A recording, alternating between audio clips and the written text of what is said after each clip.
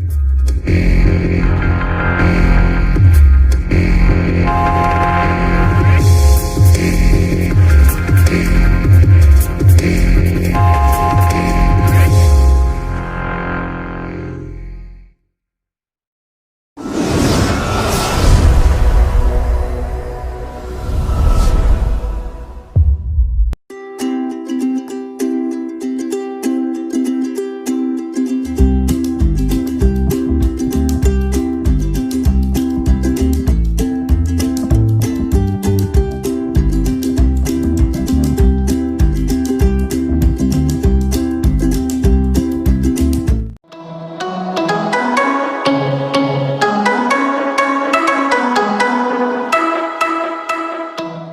students of Standard 11 Learning Economics Chapter 6 Market Session 6.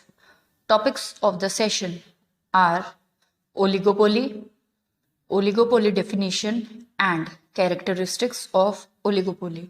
So to begin this particular session, the first thing that we are going to know about is oligopoly. So what is actually the oligopoly? Oligopoly has originated from the Greek words oligos, which means few, and polein, which means sellers. So the word oligos is being considered as that few number of sellers are there who is representing their product, their services in the market.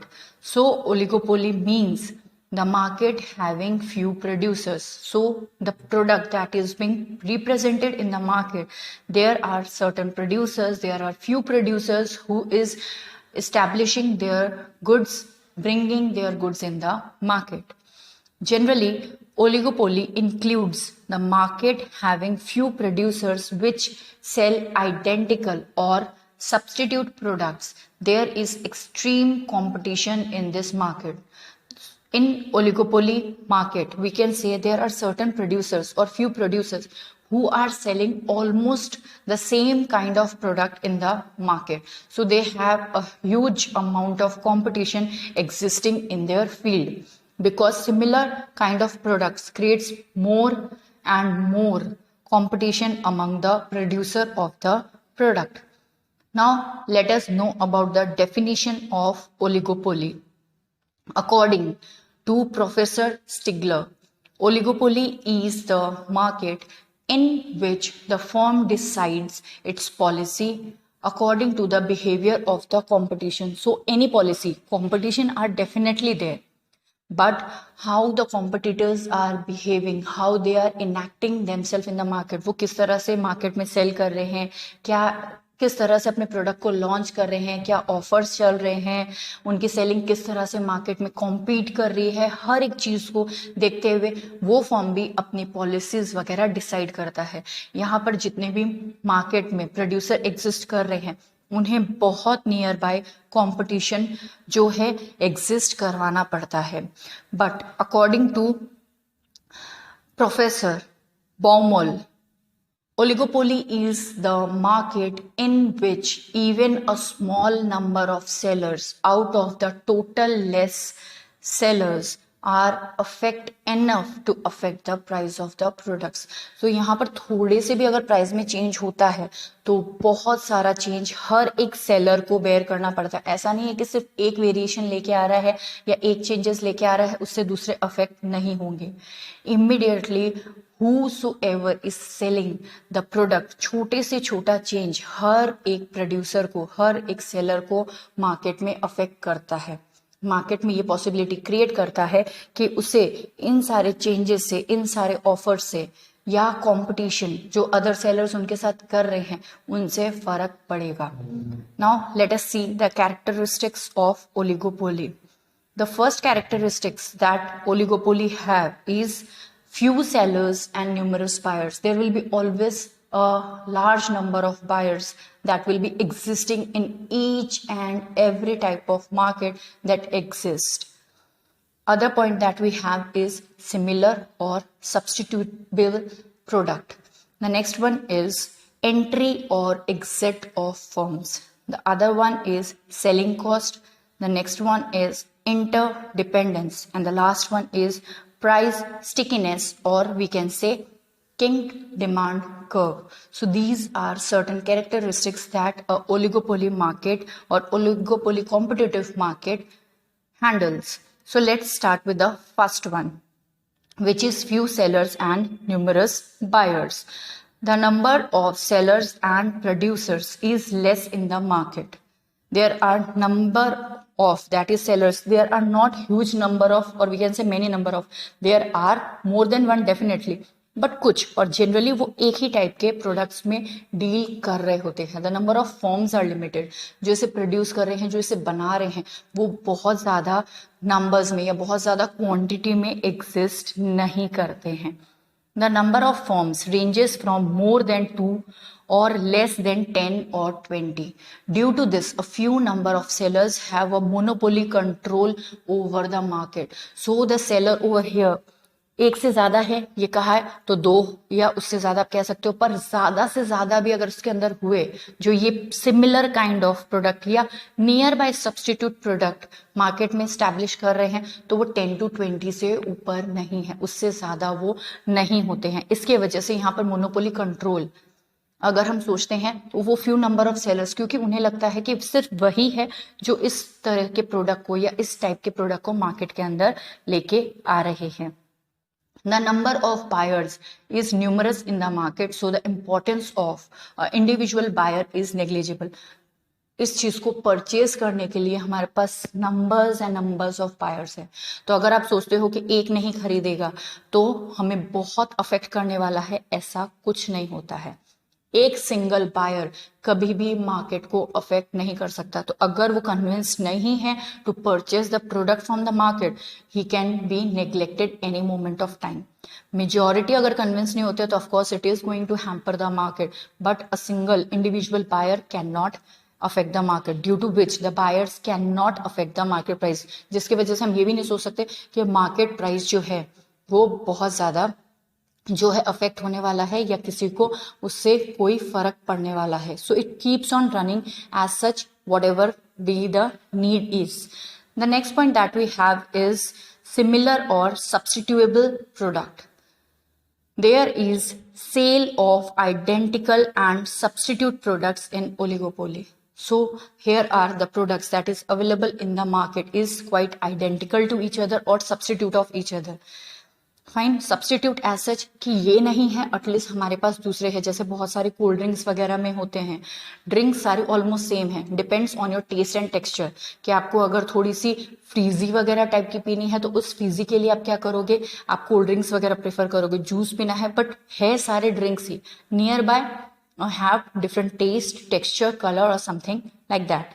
When the firm in a market produces and sell identical or substitute product, it is oligopoly. So a market जहां पर जो production है या आप उसे cell कर रहे हो वो नियर बाय आइडेंटिकल है और सिमिलर है, उस मार्केट को हम ओलिगोपोली मार्केट कहते हैं.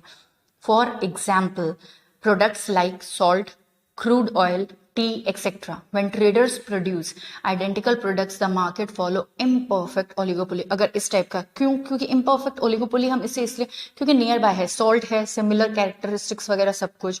कोई ऑयल वगैरह अगर आप कर रहे हो, पेट्रोलियम माइनर वेरिएशंस होते हैं, फिर चाहे आप इंडियन ऑयल ले रहे हो, एचपी ले रहे हो, ठीक है, शेल का ले रहे हो, Reliance, doesn't matter, it is kind of crude oil itself.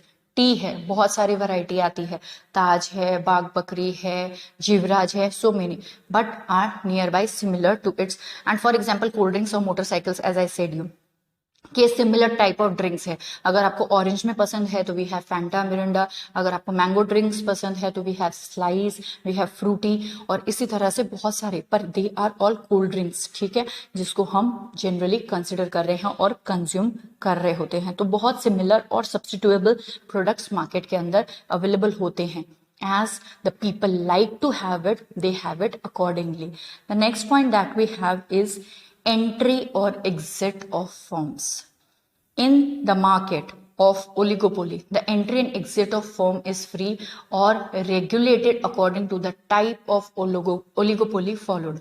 किस टाइप का oligopoly वहां जो है चल रहा है उसके अकॉर्डिंगली डिसाइड होता है। बट जनरली हर मार्केट में other than as I said कि मोनोपोली को छोड़ के एंट्री और एग्जिट बहुत ज़्यादा फ्री होती है। एवरी सेलर और प्रोड्यूसर हैव द राइट कि अगर उसे सही लगता है तो मार्केट में एंटर कर सकता है, और अगर वो लॉस वगैरह बेयर कर रहा है या सर्टेन रिस्ट्रिक्शंस उस पर इम्प्लीमेंट होते हैं तो उसे मार्केट छोड़ के जाना भी पड़ता है। If there is free oligopoly in the market then there is free entry and exit of the firms. While the oligopoly is restricted, then the entry and exit of firm is regulated.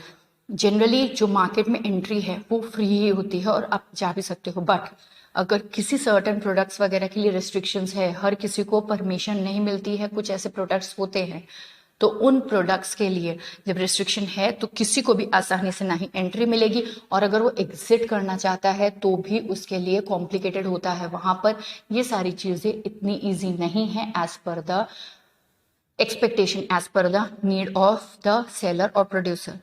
The next point that we have is selling cost. The expenses done for selling the product are called selling cost. It is similar as we learned in monopolistic also कि कोई भी expenses आप कर रहे हो किस लिए, अपना प्रोडक्ट मार्केट में स्टेबल रखने के लिए, उसको कंटिन्यूअस प्रोसेस में सेल करने के लिए। क्योंकि यहाँ तो प्रॉब्लम और भी ये है कि आप एकदम एक जैसे गुड्स में डील कर रहे हो, गुड्स में कोई डिफ्रेंशिएशन भी बहुत ज़्यादा नहीं है, कुछ फीचर्स में होंगे या कुछ उसके लुक वगैरह में, आउटलुक्स वगैरह में, क्वालिटीज में होंगे, अदरवाइज बहुत नियर बाय सिमिलर प्रोडक्ट्स है जो मार्केट में सेल कर रहे होते हैं। The selling cost includes the packing, making the product attractive, sales tax, transportation expenses given to wholesale and retail traders, showroom expenses, a specific amount expended for sales, prices, gifts, and the most important being the advertisement cost. It is same. It is same as we learn in monopolistic. ये सारे expenses हमें इसलिए करने पड़ते हैं इस ताकि हम अपना प्रोडक्ट मार्केट के अंदर कंटिन्यूअस प्रोसेस में सेल करते रहें, ये इसी तरह से प्रेजेंटेबल रहे, लोग मेरे प्रोडक्ट की तरफ अट्रैक्टेड रहे, मेरी गुडविल, मेरा फेम या मेरा प्रोडक्ट लोगों के दिमाग में एक बहुत इंप्रेसिव इम्पैक्ट को स्टेबल रखे। The selling cost does not include the production expenses, any production expenses के रॉ मटेरियल है, लेबर चार्जेस है, इलेक्ट्रिसिटी है, ये कोई भी चीज सेलिंग कॉस्ट के अंदर इंक्लूड नहीं होती है। और यहाँ पर बहुत ज्यादा कंपटीशन है, there is extreme competition in oligopoly, a huge amount of competition is being there. तो उन्हें प्रोडक्ट को ध्यान में रखते हुए, अपने कंपटीशन को ध्यान में रखते हुए हर एक छोटे बड़े एक्सपेंस करने होंगे ताकि वो उस कंपटीशन को फेस कर सके और अपने प्रोडक्ट को मार्केट में अवेलेबल रख सके। With that, so the selling cost becomes an important factor of the market. Here the selling cost is the very important factor, क्योंकि अगर वो ये एक्सपेंसेस प्रॉपर वे में नहीं करते हैं तो उनका प्रोडक्ट मार्केट में हर मोमेंट ऑफ टाइम अवेलेबल रहना बहुत ज़्यादा कॉम्प्लिकेटेड हो सकता है। The seller try to attract the consumer through the selling expenses, वो इसी तरह से अट्रैक्ट करते हैं, एकदम एडवर्टीजमेंट हाईलाइट करना, हर वक्त उसी एडवर्टीजमेंट को इम्पैक्ट में रखना बहुत ज़्यादा उनके लिए ज़रूरी है। चाहे आप टेलीविजन ऑन करो, चाहे आप होर्डिंग्स देखो, चाहे आप इंटरनेट यूज़ कर रहे हो, हर वक्त उनका प्रोडक्ट हाईलाइट होना चाहिए ताकि लोगों के दिमाग में जब भी उस टाइप ऑफ गुड्स को आप लेने जा रहे हो तो आपके दिमाग में वो रहे कि नहीं, मुझे इस पर्टिकुलर ब्रांड का ही चाहिए क्योंकि उसने ऐसा इम्प्रेसिव मेरा दिमाग में जो है वो रखा हुआ है। The product differences in the market gives a particular identity to a product. थोड़ा बहुत चेंज जो प्रोडक्ट में होता है वो मेरे दिमाग में एक अलग अलग इम्पैक्ट जो है स्टेबल कर देता है। So there can be possibility of selling cost, और वही सेलिंग कॉस्ट करता है कि नहीं। अब जैसे मेरे लिए एक एग्जाम्पल है मैगी और यिप्पी, दो प्रोडक्ट अवेलेबल है, बट मैगी अपना एक ऐसा इंप्रेशन मार्केट के अंदर रख के गया है हमेशा से कि चाहे कभी भी कितने भी उसके कंपटीशन आ जाए, वो एक पर्टिकुलर प्रोडक्ट मेरे दिमाग में अलग तरीके से असर करता है एंड आई नीड टू, और वो उसका एडवर्टीजमेंट भी इस तरह से करता है कि it has a short of impression in my mind. For example advertisements of television, cars etcetera, ये सारी चीजें भी, कार है, उसकी ड्राइविंग स्पीड, उसके फीचर्स, उसकी जो ऑटोमेटिक सर्विस वगैरह है, उसकी सीट्स वगैरह जो भी उसके, तो ये सारी चीज़ें वो हमारे इस तरह से बता रहे होते हैं, उसको जो एक्टर एक्ट्रेसेस या जो भी उसको रिप्रेजेंट कर रहे होते हैं, they show it as such कि वो एक अलग इम्पैक्ट हमारे दिमाग में क्रिएट करके जाता है एंड वी नीड टू कि हमें यही प्रोडक्ट इसी ब्रांड का लेना है. The next point that we have is interdependence. The seller and producer are very few in number in this market. There are very little, as we said that there are two, or we can say to the highest number of seller there are 10 to 20 sellers, so there are only few sellers that exist in the market. So the sellers or producers can thus easily gain the important information about the other sellers. और इतने कम होने की वजह से अगर आप किसी का भी नॉलेज रखना चाहते हो कि मार्केट में वो क्या कर रहे हैं, कैसे अपने प्रोडक्ट को सेल कर रहे हैं, क्या ऐसे ऑफर्स है जो वो लेके आने वाले हैं, क्या उनके प्रोडक्ट में कमी है जिसको आप अपना एडवांटेज बना के अपने प्रोडक्ट को मार्केट में रिप्रेजेंट कर सकते हो, इन हर चीज की नॉलेज रखना ईजी हो जाता है. क्योंकि बहुत सारे तो है नहीं सबके बारे में पता रखो, क्योंकि we don't have that much time और we don't have such sources, but थोड़े बहुत हो तो हमें बहुत जल्दी उस चीज का आइडिया लगना शुरू हो जाता है and we work accordingly. The sellers and producers special focus on the quality and type of the product to attract the consumer. बहुत ज़्यादा ज़रूरी है हर सेलर और प्रोड्यूसर के लिए कि वो क्वालिटी या किस टाइप का प्रोडक्ट मार्केट में सेल कर रहे हैं उस पर बहुत ज़्यादा ध्यान रखें. अगर वो क्वालिटी कॉम्प्रोमाइज कर रहे हैं to sell the product in the market in a lower price तो भी वो बहुत प्रॉब्लम अपने खुद के लिए क्रिएट कर रहे हैं. और अगर बहुत ज्यादा क्वालिटी को एडवांस्ड बता के हायर प्राइस में कर रहे हैं then also they it is impossible for them to be available in the market for a longer period of time. For example, television, cars, producers or sellers. So the firm decides the price, quality or type of its product based on the behavior of the competitors and is dependent on them. So whenever they are selling the product in the market, they need to keep in mind कि मैं इसकी price, quality या किस type का ये product है, इसके साथ क्या ऑफर्स वगैरह क्रिएट कर रहा हूँ, ये सारी चीजें मुझे क्या ध्यान में रखते हुए कि दूसरे जितने भी कॉम्पिटिटर्स हैं वो इन प्रोडक्ट को किस तरह से रिप्रेजेंट कर रहे हैं, वो इन प्रोडक्ट को किस तरह से अवेलेबल कर रहे हैं, हर एक चीज को माइंड में कंसिडर करते हुए बहुत अच्छी तरह से ध्यान में रखते हुए वो मार्केट में गुड्स को अवेलेबल करेंगे, वो मार्केट में गुड्स को सेल करने की कोशिश करेंगे ताकि वो उसको अच्छी तरह से सेल कर सके, that too with the existence of their competitors. The next point that we have is price stickiness और kinked demand curve. The number of firms is less and they are interdependent on each other. बहुत कम forms होने की वजह से वो interdependent है. क्यों? क्योंकि एक अगर कोई भी वेरिएशन लेके आता है, कोई ऑफर्स लेके आता है, किसी भी टाइप के प्राइसेस में चेंज करता है, कुछ भी वो चेंज करता है इमीडिएटली दूसरे को वो करना पड़ता है, अदरवाइज जिसने ये चेंज किया है उसकी सेलिंग बढ़ जाएगी और दूसरा जो है वो बहुत प्रॉब्लम्स फेस करेगा, उसकी डिमांड जो है मार्केट में लो हो जाएगी. If any one firm decreases the price of the product, then according to the law of demand, due to comparatively cheaper price of the product, there is no more demand of the product in the market of that particular firm as compared to the other firms. मान लो मैंने अगर मेरे product का rate कम कर दिया है और दूसरे नहीं किया तो मेरे प्रोडक्ट की डिमांड तो अच्छी खासी होगी, पर उस दूसरे को हर मोमेंट ऑफ टाइम में कंपटीशन फेस करना पड़ेगा और या फिर हो सकता है कि उसकी प्रोडक्ट की डिमांड मार्केट में ज्यादा रहे ही नहीं, क्योंकि सबको लगता है कि सिमिलर है, थोड़े से वेरिएशन, कुछ फीचर्स में ही वेरिएशन है, ठीक है, कंपनी में या फिर उसके ब्रांड लोगो वगैरह में डिफरेंस है, बट मुझे वो चीजें सस्ती और अच्छी मिल रही है तो लेट्स परचेज इट. तो दूसरे के कंपटीशन को बहुत ज्यादा हार्म करता है. There is a decrease in the demand of the product sold by the other firms, जिसके वजह से दूसरों का जो भी नीड है, जो भी सेलिंग है मार्केट में वो लोअर डाउन हो जाता है, वो डिक्रीज हो जाता है. If the competition that firms do not wish this situation, then they also should decrease the price of the product to stay in the competition. अगर वो नहीं चाहता है कि मुझे मेरे प्रोडक्ट का प्राइस कम करना है, उसने कभी इस बारे में सोचा भी नहीं होता, तो भी उसे ऐसा करना पड़ता है. क्यों?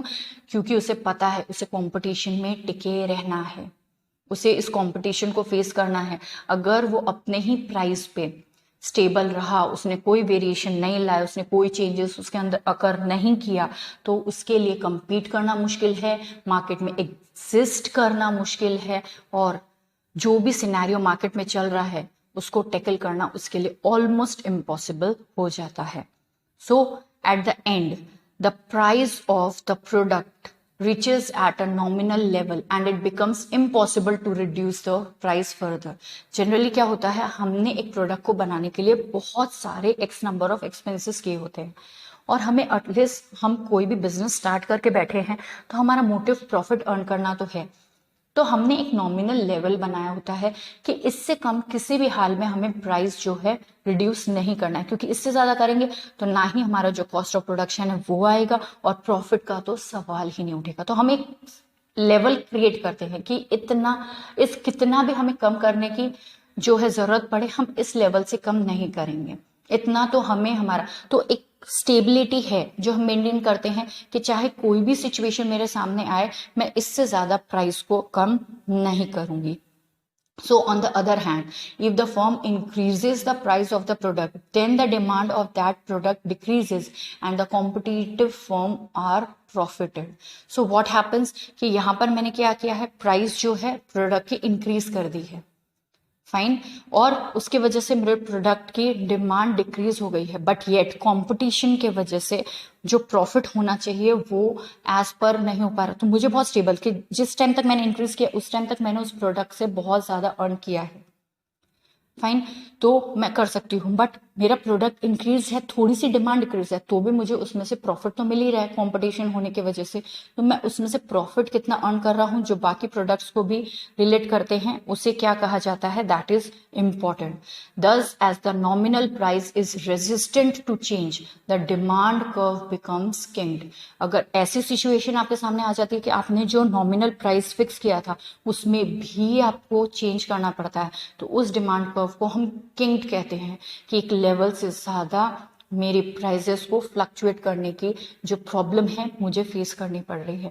क्योंकि एक लेवल होता है, एज आई सेड, कि यहां से कम करना आपके लिए प्रॉफिट अर्न करना या आपके एक्सपेंसेस को, फाइन, उस सिचुएशन में संभालना बहुत मुश्किल हो जाता है। But if the situation arises because of certain circumstances, then that particular situation is considered as kinked demand curve, कि जो मैंने एक स्टेबिलिटी रखी थी, जो मैंने एक लेवल क्रिएट किया था, शायद मुझे उससे भी ज्यादा वेरिएशन उस पर्टिकुलर प्रोडक्ट में लाना पड़ा। So this is how the market keeps on working at different levels, at different market.